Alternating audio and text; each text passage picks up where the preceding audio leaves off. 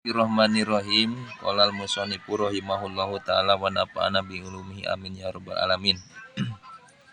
Babu sunaiyu ari ieu eta bab anu kadua.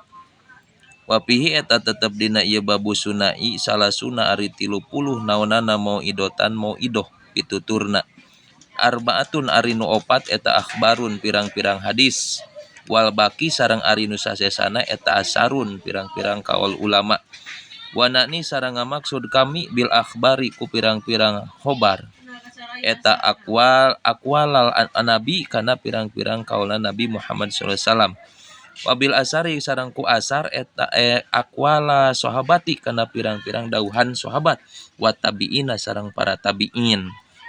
Jadi lamun akhbar mah eta hadis Nabi, lamun asar mah eta sahabat atawa tabiin gitu.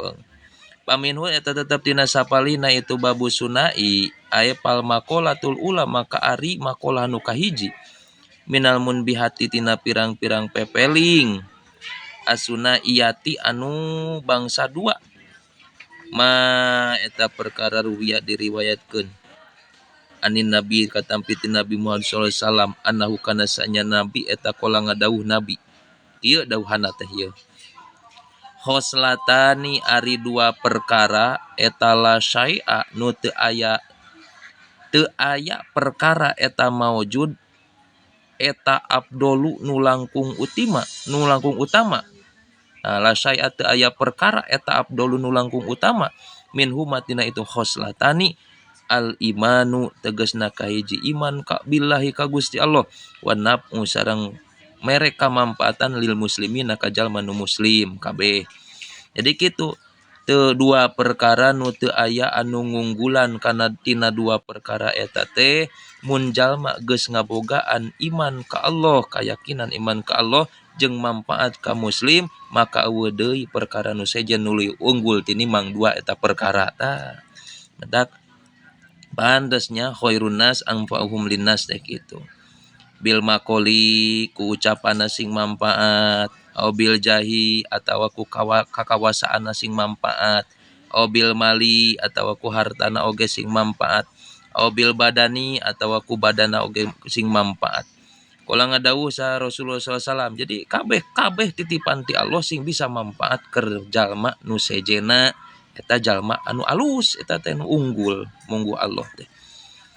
Man sing saha jalma asbahanu isuk-isuk si iman eta layanwi henteu niat si iman teh adul makana dolim Allah ahadin kahiji jalma gupiro maka dihampura lahu ka si iman naon madosa jana nu migawe itu si iman waman sareng perkara asbahanu isuk-isuk si iman yanwi eta niat si iman teh nusrotal madlumi kana nulungan anu didolim wa qodoa hajatil muslimi sareng nyumponan kana pangabutuhna muslim atawa nusrota qodoi hajatil muslim gitu menurutnya nulungan kana nyumponan nya berarti ada atapkeuna kana madlumnya wa qodoi berarti kanat kabuktosan lau kasiman kanat kabuktosan lau kasiman eta ka ujri hajatin seperti ganjaran jalma nu ibadah haji mabrurotin anu mabrur.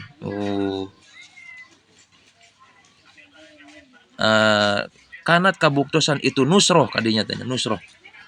Jadi kieu lamun urang isuk-isuk eueuh niat saeutik ngadolim ka batur hudang sare teh maka eta teh geus jadi jalan panghampura keur Allah. Panghampura ti Allah keur urang eueuh rasa dolim urang ka batur. Nya kana dosa nu dipigawe ku urang. Lamun urang ayeuna subuh-subuh niat rek nulungan ayeuna jalma nu didolim jeung niat nulungan kana nyumponan pangabutuh jalma nu muslim maka eta ganjaranna sapertikeun ganjaran munggah haji anu mabrur. Anu mabrur eta kitu ieu rahmat Allah luar biasa. Ku padamelan kitu Allah geus ngabuka kana rahmatna. Wa qala sareng ngadawuh anjeun Nabi alaihi salam ahabul ibadi ari nu pangleuwih dipikacintana hamba ilallahi munggu Allah taala eta angfaun nasi jalma nu leuwih manfaat linnasi pikeun manusia eta nu dipikacinta ku Allah mah. Jadi usahakeun kun nafian walau bin niat. Urang kudu bisa jadi jalma nu manfaat sanajan diawalina ku niat. Innallaha taala idza ro'a fika khairon Sanyana Allah di mana ningali ka anjeun aya kaalusan, yasarokallahu khairon, maka Allah ngagampangkeun ka anjeun teh kana kaalusan gitu.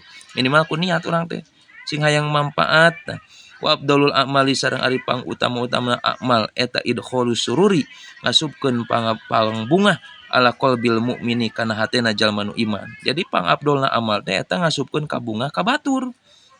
Yatrudu anu nolak itu surur teh, idholu surur teh anhu ti itu mukmin, juan kana lapar, mereka daharan ka batur teh jadi bunga batur teh sodako, yaksipu ngabukakeun itu idholu surur teh anhu ti itu mukmin teh karban kana kabingung, mere naon mere solusi urang ka batur teh geus kitu teh.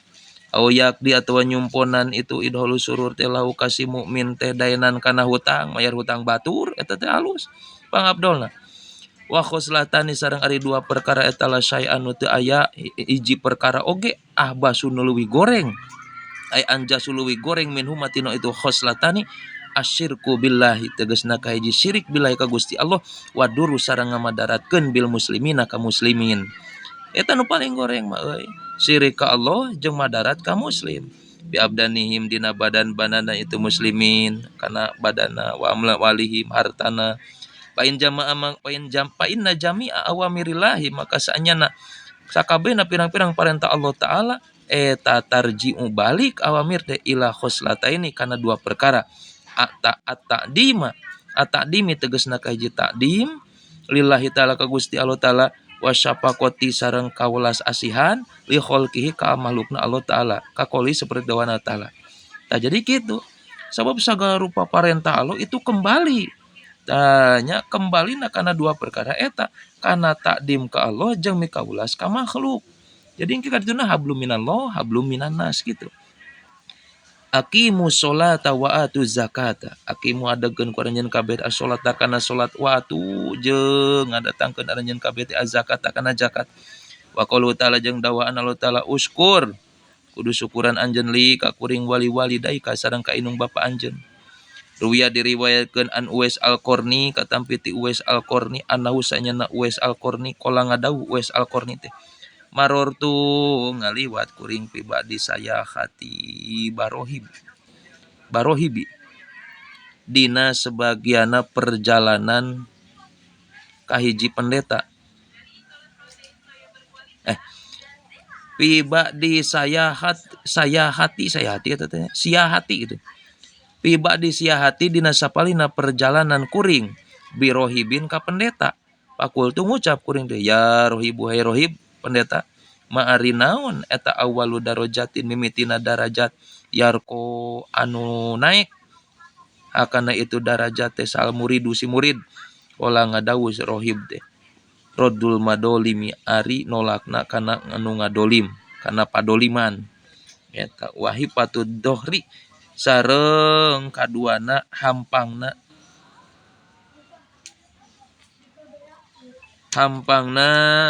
tonggong. Wahipatud sareng hampangna tonggong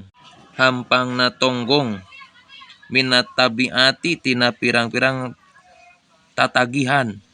Fa innahu maka saanyana kalakuan jeung tingkah la yus'adu moal ditaekeun lil abdi ka hiji hamba naon amalun amal wa alaihi sareng eta tetep ka itu si abdun tabiatun ari tatagihan au madlamatun atawa padoliman. Maksudna kieu ya. Jadi cek si rohib oge ngadawuhkeun nya kieu cek saya teh Uwais Al-Qarni teh pangmimitina darajat anu bakal naikkeun eta darajat ka si murid teh, si murid bisa naik ku eta darajatnya eta murid teh sok daek nolak kana padoliman. Minimal lamun urang tara lamun teh nya atuh bisa ngajauhan-jauhan tempat dolim jeung ulah ngadolim ka batur. Tah ieu wae patud dohri hampangna urang tonggong dina harti sok daek tutulung ka batur. Tutulung ka batur minat tabiati tina tatagihan. Itu tutulung ka batur, hampang leungeun teh daek nulungan batur, harta digunakeun keur kamampaatan ka batur lain kersorangan la yus'adu lil abdi amalun ay tabiatun aw madlamun. Moal ditaekeun ku Allah. Ayeuna amal urang mun teh mah urang masih aya sangkut paut dina urusan padoliman, dina sangkut paut padahal urang teh mampu nulungan dulur teh nulungan tatangga tapi urang teh nulungan, maka amal nu sasesana moal ditaekeun ku Allah. Naudzubillahi min dalik. Mudah-mudahan urang sadayana istiqomah tiasa ngalaksanakeun ibadah sehingga hidayah taufik Allah saterasna nempel di urang sadayana. Hapunten bisi aya kalepatan dina maos jeung sagala rupana. Wallahu a'lam bishawab.